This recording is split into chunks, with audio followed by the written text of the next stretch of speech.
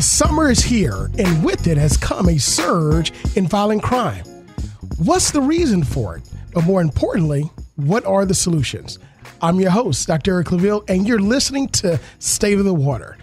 We'll be back in just a few moments to discuss the causes and solutions to the increase in crime in our area. Stay tuned.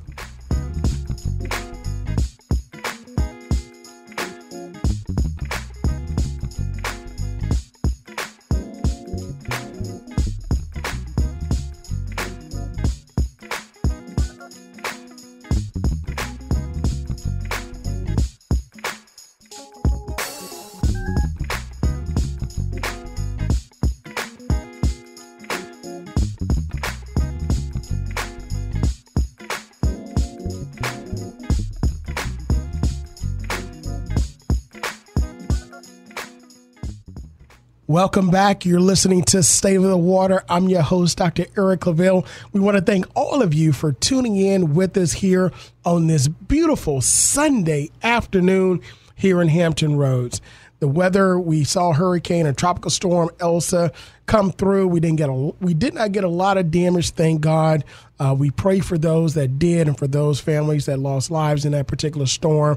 But again, Hampton Roads was once again spared. And we have a beautiful, beautiful Sunday here in Norfolk and Hampton Roads. And we're broadcasting as usual here on the campus of Norfolk State University, home of the Spartan Nation, here on WNSB Blazing Hot 91, while we celebrate and these 91 days of summer. Stay the water for the rest of the summer or engage in hot topics to coincide with our hot 91 days of summer here on WNSB Blazing Hot 91. Again, this is the summertime. We want you to continue to be safe, continue to be vigilant about your health. We are coming out of the pandemic, but we are not out of it just yet. You know, our motto here at Blazing Hot 91 is that we will get through this, and we are getting through this. But we want to make sure that we not only get through it, but we get through it safe, we get through it healthy, and we make sure we protect everyone around us. So continue to talk with your medical physicians and become vaccinated to ensure that you are protected against these various variants that are coming out from COVID-19, the Delta variant. We're hearing a lot of talk in the news about it. We see it's going across more contagious and it's surging across the country as well and the world. But we have here in the United States of America, and more specifically the Commonwealth, we have the ability to help protect ourselves against it. So go ahead and consider the vaccine, get vaccinated. It is the way to protect ourselves and continue to stay vigilant and stay safe. So today's hot topic is the increase in crime, the causes and the solutions. And we want to hear your thoughts on this. So 757-823-9110, 757-823-9110. Call in, because here in the first half hour, we're going to talk about, we're going to look at the causes of the increase in crime that we're seeing. In the second half hour, we're going to talk about solutions, because here on State of the Water, Scandalous, we're not just about identifying the issues, but we're about identifying the solutions and the problem from a community-based first foundation and working our way up. So let's take a look at this. So we are coming out of a 1-year lockdown because of COVID-19. We know that with COVID-19, we were everything was shut down. I never saw or thought that outside of a nuclear holocaust that the world would be shut down. But because of one virus, the world was shut down. And with that, we saw a decrease in economic activity, a decrease in personal contact with individuals and the like. But we also saw a decrease in crime against individuals because of the lack of contact with each other. We saw a decrease in handgun crime, gun violence. We saw a decrease, in those types of crimes. We saw a decrease in robberies, decrease in burglaries, decrease in all those types of what we call street crimes and violent crimes. All right. Now, we did see an uptick in scams. So we're talking about different types of crime. So I want to make sure we categorize this. We're talking as it's being categorized as violent, or we'll call street crimes, right? Everything from road rage incidents to shootings to stabbings to robberies to carjackings to burglaries, the whole nine. All right. So that's what we're talking. We're not talking about white collar crimes or crimes that are done electronically, crimes that are done within the business world. But we're talking about these crimes that are done between individuals, interactions on the local or what's called the street level. Okay. So we've seen an uptick in that particular type of crime. Now, if you turn on the news, just like I do, or you read your news blogs or newspapers, news articles, you'll see just about every day or every other day, individuals are getting into arguments, or you see, first of all, you see someone being killed, by bullets, stray bullets, whatever the case may be. You see individuals getting into arguments and fights. You see an increase in carjackings, right? As a matter of fact, I know in D.C. there was an incident involving two juvenile, I think females, trying to carjack a delivery driver in a Honda, and the guy ended up dying because he ended up fighting back, but they were juveniles, right? Meaning that they were not adults. As a matter of fact, there was a family member sent us some information about a friend of hers who was just getting off from work, stopping at a gas station, getting gas, and someone tried to carjack her. Now, we haven't heard the word carjacking I haven't heard it in a long time. I mean, this is something from the 80s and 90s, but, I'm pretty sure it's still being done, but I haven't heard it like this in the news. So what we're finding is that there is now an increase in what I call crimes of desperation. Crimes of desperation. When you're waiting for someone to take their vehicle, to rob them and things of that nature, that means that you don't have any of those resources. So you're saying to yourself, I'm going to lie in wait, and try to take it from somebody else. Crimes of desperation.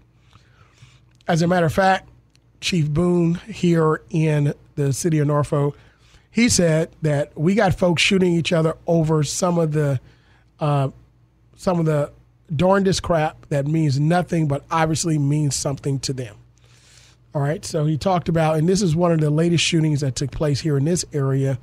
This was back in late June, but we know we're in early July, so there have been other shootings and the like.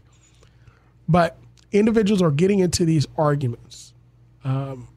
Behind these arguments, as he said, mean something to them, but really don't mean much to other people.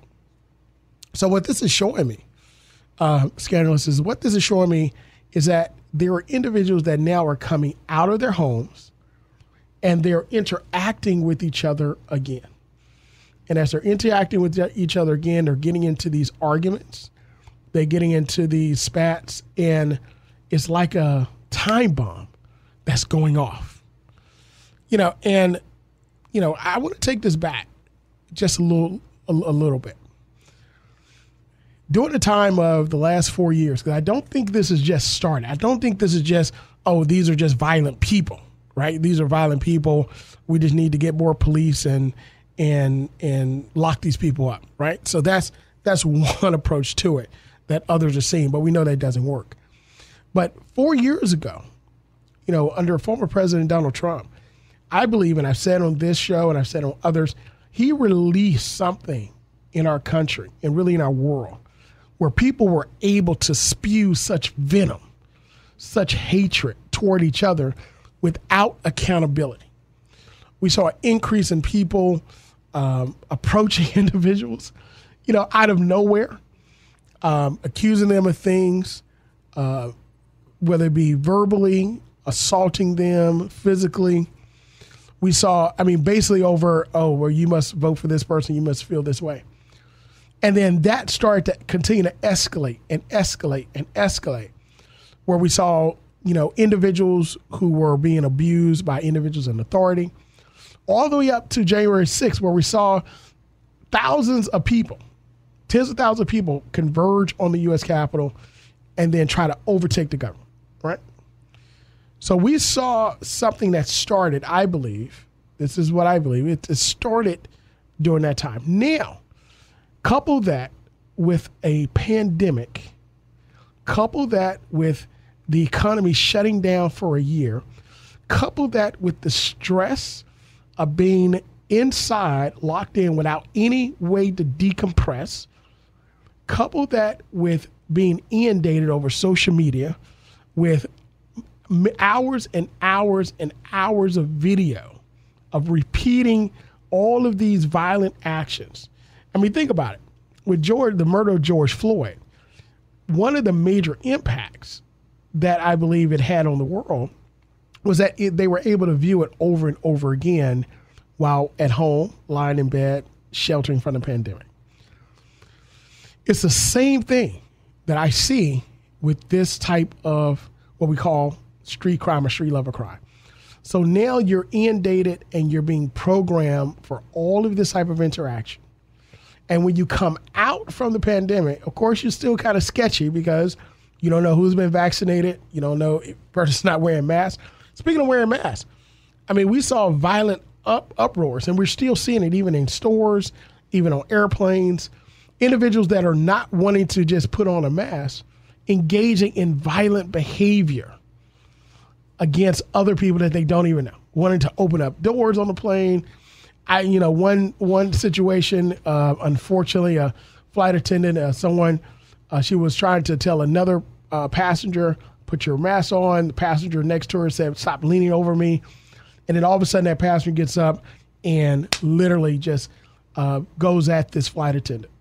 Blood is up. She, of course, the passenger is arrested, but still over something that didn't have to escalate to that level. So now what's happening? We're seeing this rise of individuals across the country who are now interacting with each other, and the very moment that a disagreement happens, they are now, a fuse is lit, and there's no negotiation. There's no, coming down point. There's no de-escalation, but reaction. And individuals are now going to a point where they're killing each other. They're dealing with a lot of things. And unfortunately, we're seeing this increase in this type of crime. So let's look at some other factors here, right? So there's an article that's published here on CNN. It's an older article, but we started to see the uptick in crime in Chicago, where we saw a significant crime across the cities increase early 2021, and we're seeing it now, right? So this is a 2021 article, and they see this as they state there's a perfect storm of factors that are increasing here. So let's take a look at it, and let's start to deconstruct this. Again, we're looking at the causes of the increase in crime. 757-823-9110, 757-823-9110. Let us know, what are your thoughts? Why do you believe that there is an increase in crime that we're seeing across our communities? Have you been affected by the increase in crime? If so, what was the result? What do you want to see that change? So we're looking at the causes in the first half hour. In the second half hour, we're going to look at solutions. So in this article, experts point to a perfect storm of factors. Number one, economic collapse. Number two, social anxiety because of the pandemic. Number three, depolicing in major cities after protests call for the abolition of police departments. Number four, shifts in police resources from neighborhoods to downtown areas because of those protests. Five, the release of criminal defendants pre-trial or before sentences were completed to reduce risk of COVID in jails and the spread of COVID in jails. They believe all may have been contributed to these various increases in shootings and crimes. More specifically, across the country, they're highlighting Chicago, which is an epicenter or a hotbed for these types of crimes. But right here in Hampton Roads. right here in Hampton Roads, we're seeing it as well. So let's talk about it. Let's look at the economic collapse. Now, we've talked about the lockdown because of COVID. So that's one factor that I believe is contributing to this. And not just on what we call the street level, but scandalous, we've actually had conversations with individuals that have anxiety that are now going to therapists in the corporate world because of their anxiety to go back into the office based upon the environment that they came out of. You know, there were some toxic environments that people were dealing with, right? I mean, and I'm speaking at some of the highest levels of corporate America, you know, and just in the office space.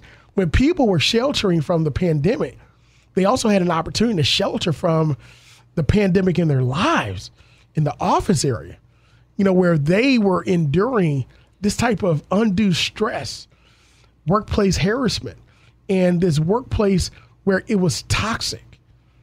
Again, I don't think a lot of articles are really looking at what the last 4 years of the former President Donald Trump really brought out of people. I mean, it seems like so far long ago, but it was a stressful environment. And nobody wants to go back to that. But more importantly, they're asking themselves, how do I respond now to these situations where it's not so much, the Trumpisms, but now it's anti-vaccination. Now it's critical race theory.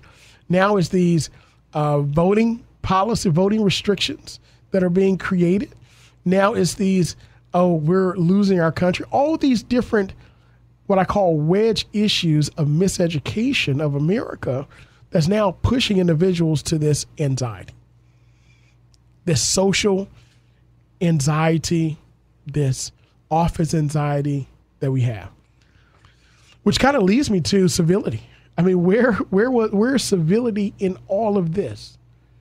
Where is civility in all of this? I mean, that's really what it boils down. We're talking about that part because it's what I believe is one of the solutions that we need as it relates to the increase, not just in street crime, but the increase in order to decrease what I believe is going to be a lot of uneasy office situations coming as well. But let's look at the economic collapse. So the economic collapse itself took place where, again, you know, things were shut down. Individuals were able to get assistance. Now, where it relates to, I believe, and studies do show, individuals that are trying to make it paycheck to paycheck, right? So a lot of Americans live paycheck to paycheck. Even some individuals that are making, you know, very what we call decent middle class, working middle class. Let me put that out there. Working middle class wages are living paycheck to paycheck. If they miss a paycheck 1 month, you know, it's going to be uneasy, right? So they're living paycheck to paycheck. So that assistance that we received through the government, CARES Act 1 and 2, actually helped. We saw they paid bills. A lot of people caught up. Some people actually created a savings for themselves. I was speaking to one individual. They were able to increase their savings, you know, a goal they set for themselves during this time period, not just working or assistance, but also picking up additional work. Now, with this economic collapse, not just in paychecks, but also housing. A lot of people were on housing moratoriums where they didn't have to pay their rent, or utility moratorium. Well, knock, knock, that bill is coming due. And a lot of people have anxiety about paying those bills. A lot of people can't afford to pay those bills. If you're behind if you're consuming this product of water, electricity, sewage, and you're back 6 months and you're barely paying it every month or paying the minimum, yeah, it's going to get shut off and you're going to get kicked off. So there's anxiety over that. Now, we now have a shortage of workers. Let me put that out there. There's a shortage of workers here in America where people want to get back out. But because of this anxiety and because persons, many other factors, they can't find babysitters. Yeah, They're paying $12 an hour. I heard of someone making $25 an hour at a Taco Bell. $25 an hour at a Taco Bell. Right? I mean, I was driving up to a McDonald's drive-thru, and they're hiring on the spot $12 an hour. $12 an hour to work at McDonald's. I mean, these are great times where we now see the employee is dictating the uptick in salaries from the employer. So that was this discussion. Again, we talk about economics. We talk about how you can utilize numbers to fit your narrative. Employers always use the numbers to say, oh, we can't increase salary because you lose this and lose that. They're increasing salaries left and right, giving bonuses to go in, to work, and the like. So we're seeing that this type of increase in salaries is helping, but still is not going to stop the impending evictions, the impending shutting off of utilities, and the impending drop of coverage for a lot of these individuals that were affected by the economic collapse. I mean, it's just the truth of the matter. So there is anxiety over that. So when you wake up in the morning, scandalous, first of all, you don't sleep well. Secondly, you don't wake up well. So now when someone tries you or tests you, or maybe there's just a miscommunication, your response now is one that lacks the ability to de-escalate because of the stress.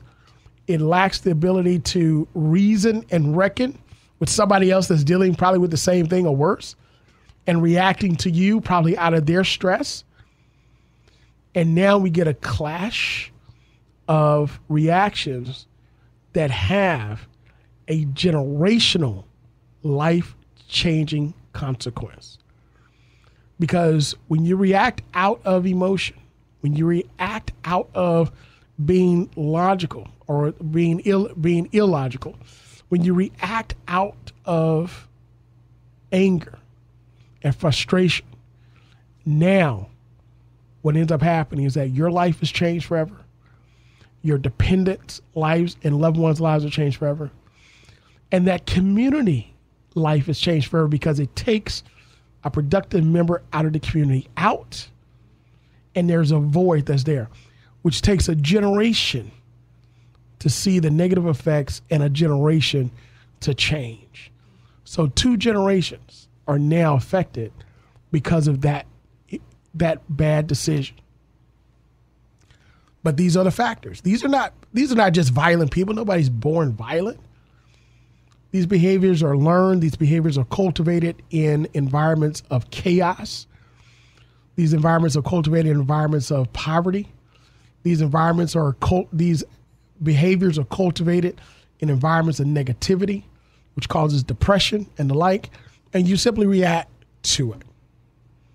Now, it doesn't help that popular culture also popularizes a lot of this bad behavior as well. That's part of it also. A lot of popular culture, what it does, it glorifies violence, and it's excused as, oh, this is just my interpretation of art. Well, you have to ask yourself, none of us live on an island to ourselves.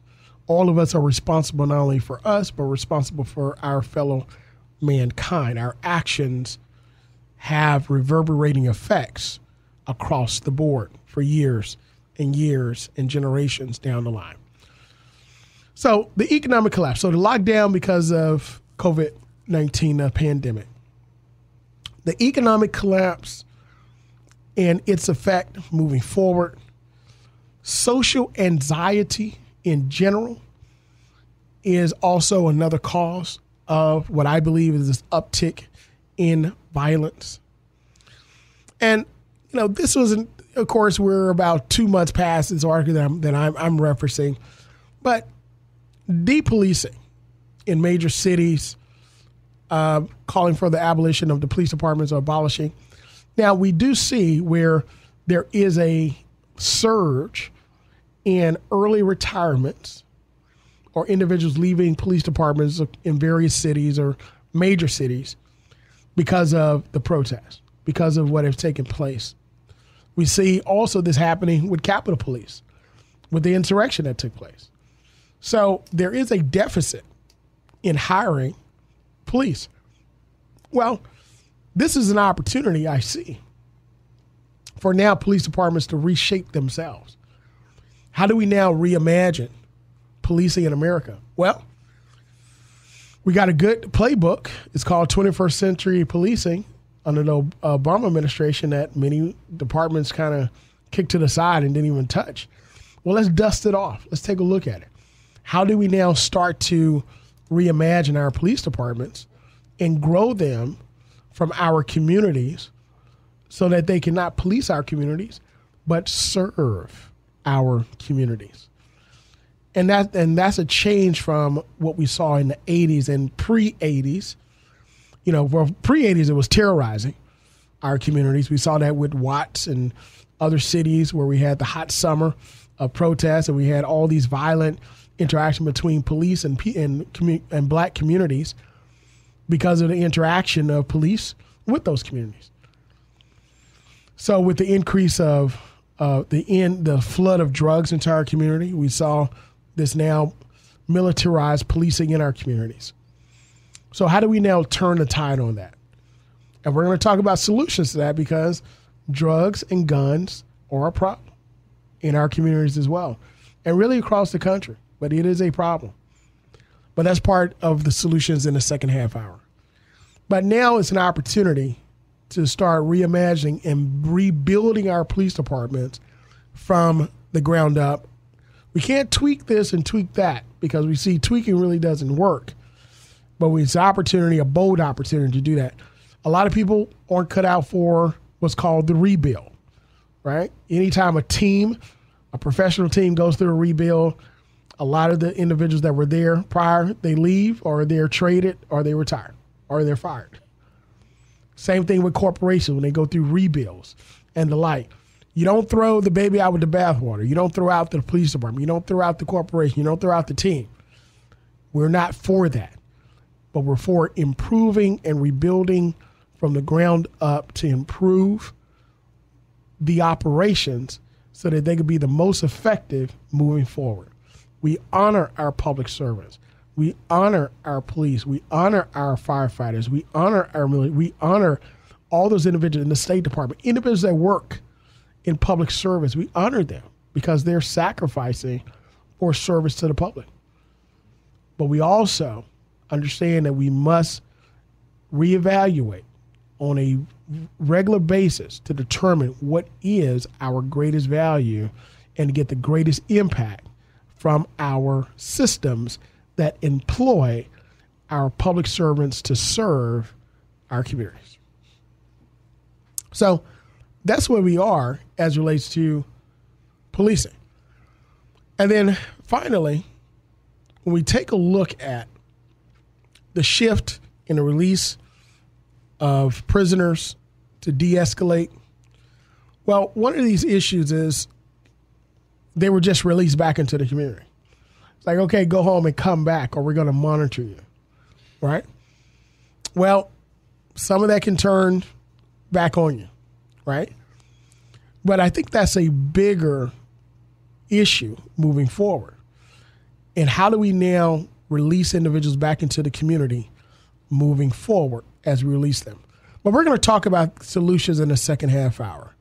Again, the increase in crime, the causes, now the solutions. So stay tuned for this commercial break, and we'll be right back in just a moment.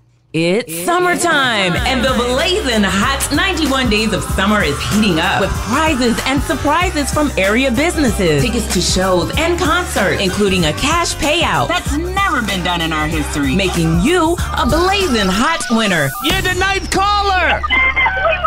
Now, how would you feel if I told you that you are the ninth caller? Thank you, Jesus. Thanks a lot for calling. You're caller number 9. Woo! Hi, I'm Tanya from Virginia Beach, and I just won from Blazing Hot 91. You can be the next big winner in the blazing hot 91 days of summer. Your opportunity can happen at any time. Keep listening all summer long for the blazing hot 91 days of summer. Blazing Hot 91. The Rugged Evolution Foundation presents a back-to-school supply drive. Looking for donations of pencils, pens, papers, highlighters, binders, notebooks, all the supplies needed to start the school year. Rugged Evolution Foundation back-to-school supply drive. Collection period July 1st to August 21st. Drop-off locations: Rugged Evolution Headquarters, 809 Live Oak Drive, number 10, Chesapeake. Herbal Pharmacy, 4215 Granby Street, Norfolk. Anointed Touch Hair Salon, 5347 Lila Lane, Virginia Beach. Blessed Roots, 7639 Granby Street, Norfolk. Rugged Evolution Foundation Back to School Supply Drive. For more information, visit WNSBOnline.org. Blazing Hot 91 is a proud media partner. It's the summertime, and we're enjoying this wonderful reopening of our community. But we're also seeing an increase in crime. That's right. Every time you turn on the news, every time you open up your paper, every time you read your news blog, you're seeing yet another senseless killing. Now, some people out there say just lock them up and throw away the key. But we know that that doesn't work. In the first half hour, we talked about the causes of these incidents of crime. We talked about the economic collapse, the impact of the last 4 years of former President Trump, the social anxiety because of COVID-19, and also the impending and the surge of retirements of police departments. But where there is a problem, where there is a lack of hope, there are also bold solutions. So now we're going to talk about those solutions. Thank you again for joining us here on Stay with the Water. I'm your host, Dr. Eric Claville. We are now discussing not just the increase in crime, but what are the solutions to the increase in crime that we're seeing all across our country, and more specifically in our areas. If you've been affected by a crimes recently or in the past, and how did it affect you? Also, if you were the perpetrator of one and you've redeemed yourself, when you believe that you know that there are some solutions out there that can happen, we want to know what your thoughts are. 757-823-9110. That's 757-823-9110. Give us a call as we discuss this hot topic here on WNSB Blazing Hot 91 as we delve into the 91 days of summer. So, again, in the first half hour, we discussed what I believe were some of the causes for the increase in crime. We were locked down for over a year because of COVID-19. We come out of it, and we come out of it after experiencing 4 years of unchecked verbal abuse by our former President Donald Trump and others that followed him, which was capped off and highlighted by January 6th insurrection, which I still scratch my head. I was watching the news cycle today, and looking at that because he's coming back on the scene, and I'm still scratching my head, scandalous that you have tens of thousands of people that converge in our U.S. Capitol to literally go in and overtake the government. It's just beyond my understanding of how it could happen. But anyway, we talked about that. We're not dealing with that. But that is that's the crowning event. It's a disgraced crowning event, but it's a crowning event of those years of unchecked abuse and harassment from the highest officers in the land and their supporters. Not only that, but we also saw, being locked down, the opportunity for society to view over and over and over and over again these abuses of individuals in authority and private citizens upon black citizens across the country and really across the world. I think that aspect of it was one of the major factors of the great impact of the unfortunate murder of George Floyd had upon the world. Without being able to view it those many times and over those many social media platforms, I don't think it would have had that type of effect. But again, we see that his death is not in vain because we see the changes across the country from that aspect. But are we having a reverse of the impact of social justice gains with the increase in violence that we're seeing? I think that's a topic, another hot topic for another day, but that's something to think about. But coupled with those anxieties, we also have social anxiety. I talked about individuals, even in corporate America, that I've had conversations with that are going to see therapists because they don't want to go back to the office and deal with that environment that they dealt with, that harsh environment, that terrible environment that they dealt with before, that abusive environment. You know, look, when you've had a chance to decompress from years of abuse for a year and you have to now come back to that situation and you see that there is not any type of relief from that, that becomes a problem. And I think we're going to see a lot of anxiety and a lot of incidences in the corporate place as well. But now we're looking at, ladies and gentlemen, this increase in our areas where there is what I call street violence, right? Street violence. And we're dividing up we're categorizing this and looking specifically at this. We're not talking about scams, which increased during COVID-19, and we see it increasing still today. We're not talking about what's called white collar crimes or crimes that are committed by individuals in corporate America that wear, dress shirts to work, but they're still committing crimes, whether it be fraud or whatever the case may be. But we're talking about violent crimes between individuals on the street level, or what we call interacting, personal contact with individuals in the public. So when you're not equipped to really decompress from those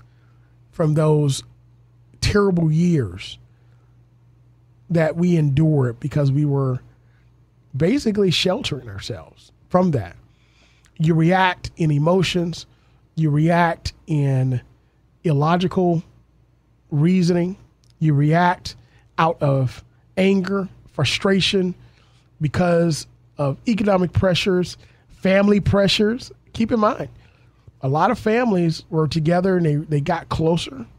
They played games together, board games. They talked more. We watched TV more, watched movies more. I know we had movie night in our house and stuff like that, and playing chess and all that good stuff. But also, some families on the flip side realized that they butted heads. That they really couldn't stand to stay in the house that long with each other. I mean, so you had those types of situations. So now you bring all that stress out of your home and somebody interacts with you and says the wrong thing and it blows up. So one of the things that we believe can happen as it relates to solve these increasing crime, number one, take a deep breath, take a step back. That's just on a personal level.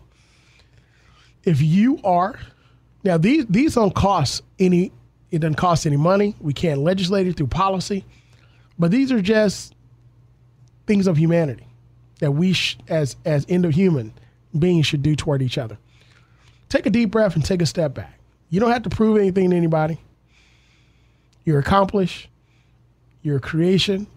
Some of us are children of God. All these things, you don't have to prove anything to anyone. You have to just take a step back, take a deep breath, count to 10, and re-engage or step away and walk away.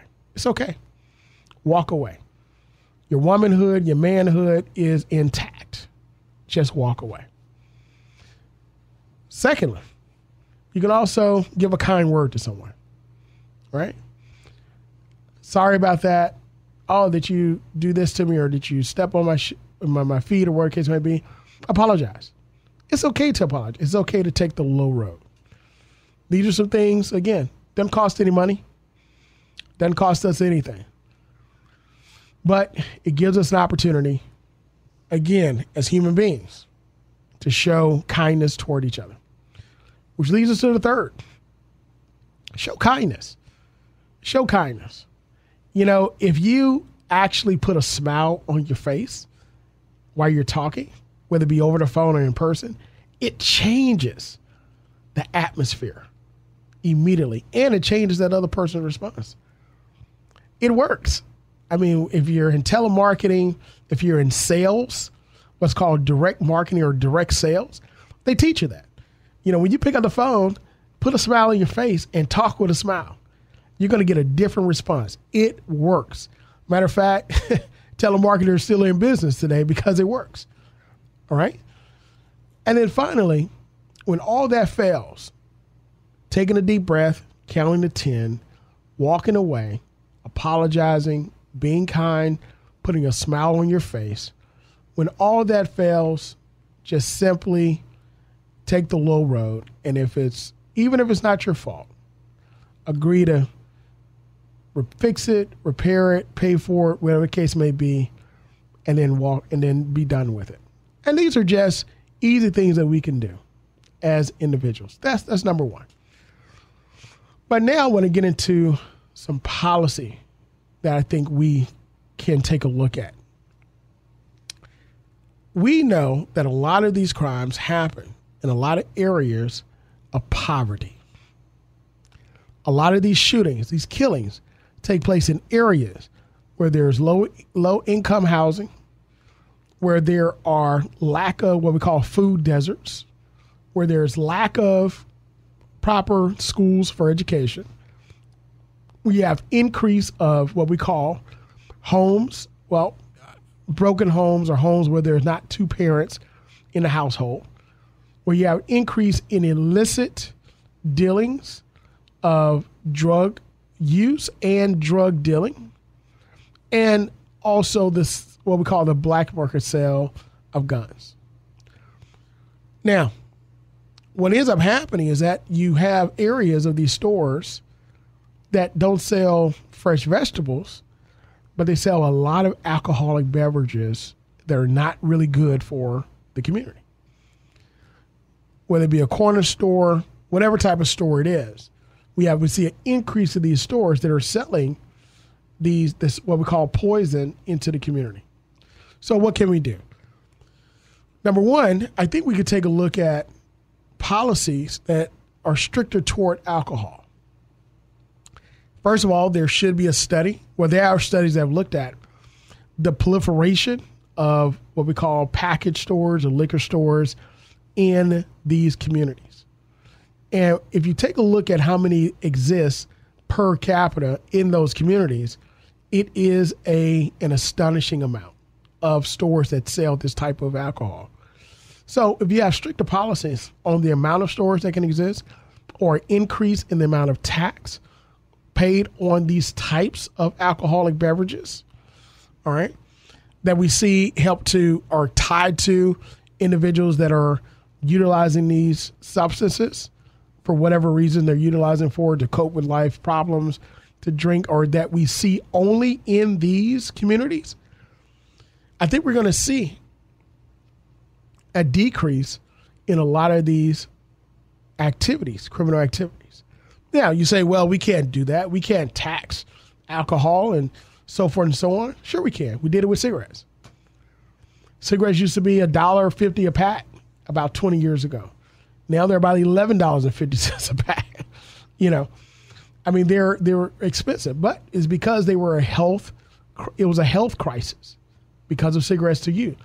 These alcoholic beverages that we're selling we see exclusively in these black communities and low income communities is a health hazard to our communities.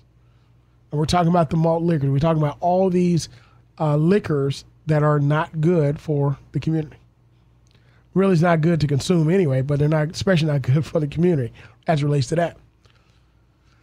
As a matter of fact, we saw just recently individuals, tobacco companies that would market, scandalous, a certain type of cigarette to black communities, menthols. Menthol cigarettes to black communities. And we saw the District of Columbia actually mandate that those cigarettes cannot be sold in the district because of its negative impact, its health impact on the people. It's the same thing with these alcohol beverages. So let's take a look at, again, these substances that are helping to proliferate this type of violent behavior. Secondly, I think we need to take a look at our communities. In a lot of these communities, I mentioned that they are low income where they are. a lot of crime that's taking place. A lot of these communities are what we call blighted. And what do I mean by a blighted community? You'll go and drive down the street and you see an abandoned house or a grown-up, overgrown lot where the grass is eye level sometimes, shoulder level on a lot of people, definitely waist high. But a lot of crime, again, when you talk about criminal activity, they're looking for these spaces that are dark, these spaces where a lot of people are not. And you're seeing that there are a lot of people. There are not a lot of people in those areas. So you'll have a house on the corner where a family's been there for years. Probably the mother and father, or the father worked in one of the industries here in the area, worked for years, bought their home, they're there. Maybe they're elderly, maybe just the mother still lives there, whatever the case may be. But then you have 3 homes that are boarded up. They're blighted, overgrown areas, and that's where the crime takes place. Then you have another home that's probably being rented out, not being well maintained or upkept. So you see that type of area where this crime tends to take place. So what can we do? Number one, we can find the owners of that property and enforce the grass cutting of those properties, or the maintenance of those properties. We can also invest in those communities where now we put up affordable housing where individuals can come in and there are programs where you can purchase those homes at the same rate that you're also paying rent. Where you put down a certain amount, but you go through a home buying program. But after you complete that program, that 3% is placed down on the home for you, and you go right into the home paying the same rate of rent that you were paying for an apartment. But now you become a home owner. So we can push that.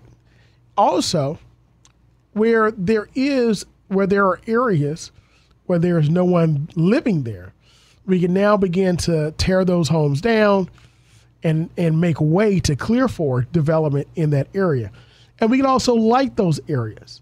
So at nighttime, where a lot of these incidents take place, now we can have these very bright lights that are shining to keep a lot of those individuals away from there, and also to help deter crime. Again, we're talking about solutions to this increase in crime. Also, we could take a look at how do we now improve our relations with the community through both policing and deterrence programs. Well, youth programs, they work. They absolutely work. We see over and over again various decades of programs that have been implemented and then they're done away with. But those programs actually work to help keep children away from these negative influences. And also it helps for parents to be able to go to work, because now you have a safe place where they can actually not only be away from these ill behaviors and these individuals in the community that really don't mean any good to the community, but you also now have the ability for programs to teach these de-escalation skills, teach teamwork, to teach what my what my son in elementary schools said, the 4 B's. Be safe, be kind, be courteous. These various things that you can utilize even as a child and grow up and still use them today. So these youth programs actually work. So we have to go back and pull not too far from the past, but now we have to take a look at these programs that worked during the time where getting young people back to work, or getting individuals back to work, or making sure they're in a safe place, and being mentored. At the same time, learning skills. They actually work. And trust me, the studies show that these youth behavioral or youth intervention programs actually are much cheaper than building prisons and housing individuals for the course of years. I would rather I would rather vote for a policy where I have a youth program for 4 years where a student goes through all the way through K through 12, where you can go to this youth program every summer and after school, then they have to create a policy to build prisons where you have to incarcerate someone as a juvenile up to age of majority, because it's easier to mold a young mind than to reshape a tree that's already grown. It simply makes sense. Also, we want to take a look at, in these communities as well, focus what I call deterrence.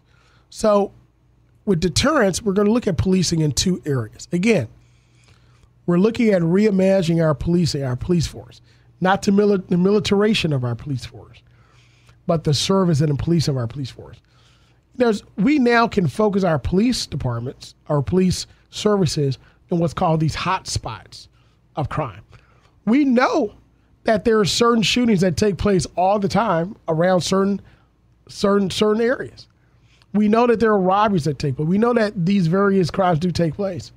So now we can target our policing to that area to help deter that type of behavior. You're not going to eliminate it. Hopefully you can, but you can deter it. And that's one major factor in being able to fight this type of increase in crime. We're talking about deterrence.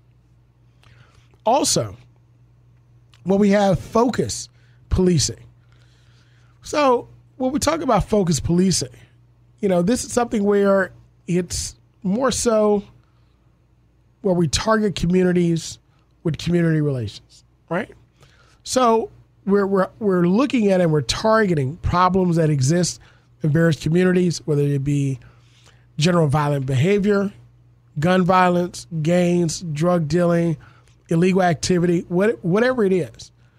But we focus now our policing, community policing, to these particular individuals. Because once you're released from prison, or even if a person is released back in the community, we know where they're going because we have their address where they have to report to. So we know where they were picked up at. We know where these crimes were committed. So now we can focus our policing on those areas that they're in and intervene to help to deter that type of behavior again, which then leads to my fifth solution to this increase in crime. When individuals are released from prison, before they are released from jail or prison, many times the individuals that return back all have some of the same characteristics.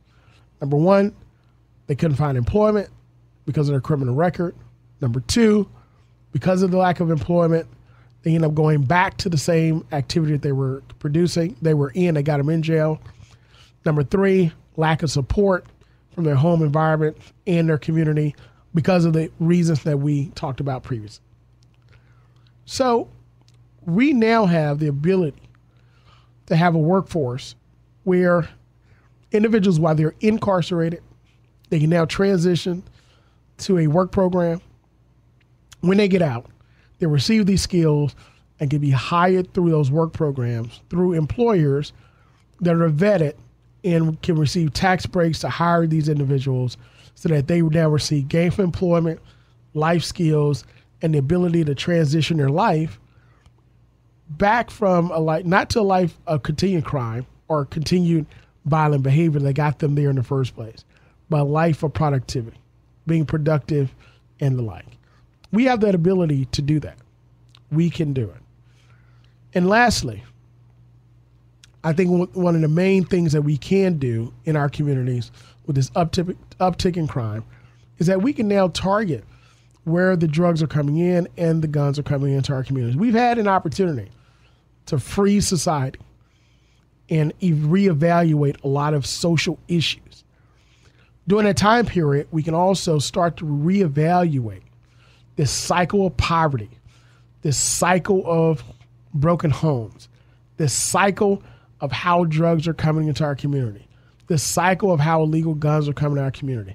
And now we can deal with these entities, whether it be the gun manufacturers, whether it be the countries that are growing these drugs and how these drugs are getting into our community, whether it be how employment actually works, whether it be how now we deal with helping to build strong families, as opposed to broken families, and therefore being able to decrease how crime actually happens in our community. Well, scandalous, this is not the master plan. This is not the master plan.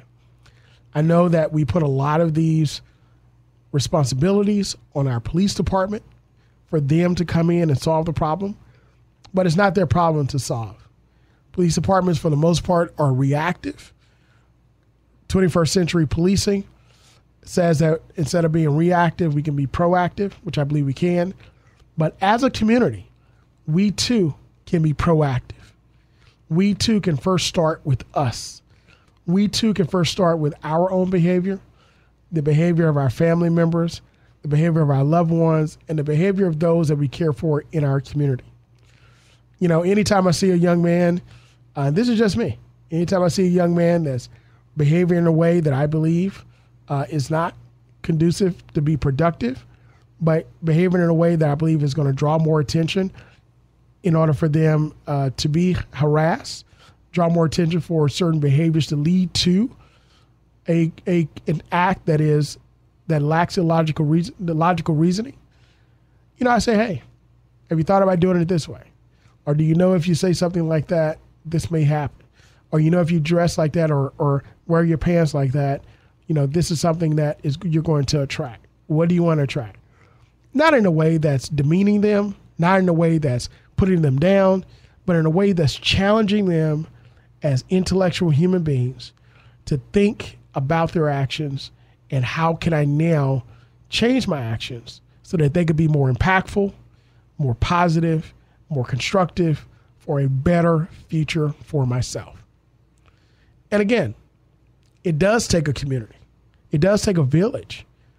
You know, again, we all have personal responsibility, but I believe there's also collective responsibility for all of our actions. Collective responsibility. I mentioned it earlier in the show in the first half hour. None of us live on an island to ourselves. All of us have a personal responsibility to us as individuals to be the best that we can be, but we also have a responsibility to our community. We have a responsibility to our fellow man so that we too can live in a country that we can be proud of, a country and a community that we can be productive in, a country in our community that we too can see that we can raise our children and our grandchildren and our children's children and their children in for years to come.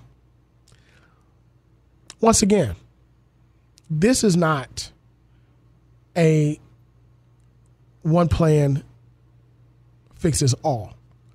But what it tells us is that every problem is unique to their community. And with it being unique to our community, there are unique solutions to those problems. But who holds the key? You hold the key in your hands. Well, once again, as you can hear, our theme music is playing, and that means that we've run out of time. Every time we get going, talking about these important issues, we run out of time. But guess what? You could join us next week, every week here, live, here on WNSB Blazing Hot 91 on the campus of Norfolk State University, during the hot 91 days of summer. Join us as we talk about these hot topics here on Stay the Water, where we bring movers, shakers, and policymakers to you, the community, to discuss not just the problems, but also the solutions. I'm your host, Dr. Eric Claville. I want you to continue to enjoy the rest of your day, and we thank you for joining us here for this hour. We'll see you next week.